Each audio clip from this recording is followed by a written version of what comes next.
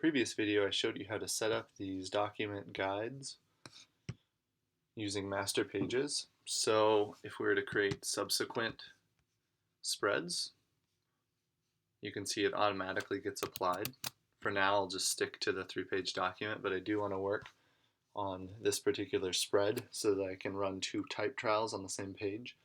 So some of you guys may wonder what a type trial is, and it's really just kind of fancy speak for checking to see that a typeface works at a given size for a given set of constraints. In our case, that's the page size and any margins that we may employ.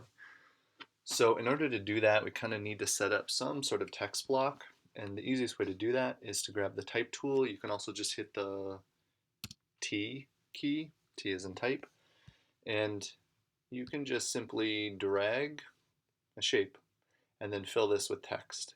Now I'm going to escape to make that a selectable text frame box and delete it because I want to talk about how we're going to derive some proportions right now.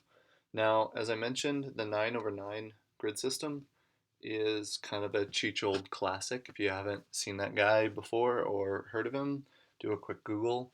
But at any rate, he has this kind of standardized ratio that's based on the golden ratio. It's his canon of page construction that has us working on the right side page, and we create a margin system of 1, 2, 2, 1, and I'll show you exactly what I mean by that. So right now I'm going to draw this text box according to a 1, 2, 2, 1 ratio, and that means I have one set of grid blocks up top, 2 on the side, 2 on the bottom, and 1 on the inner side. So 1, 2, 2, 1, and then it's just simply mirrored for the other side. So if I turn off the grid, you can see that that is, and I'm sure if you thought about this, if you were to look at some older books in the library, this is a very classic way to lay out a page. Typically, running headers go up here, folios or page numbers go here or here. But at any rate, that's how a page is typically divided when you're looking at something very classically.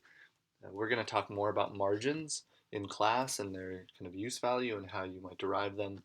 But this is a pretty safe bet for what we're doing and to run some trials based on this size. So if you don't feel like experimenting, know that this is a pretty good place to jump off. So the first thing I'm going to do is want to drop some text in there, but I will handle that in the next video because there's some ways to set that up that are going to be pretty useful as you start to add more and more pages.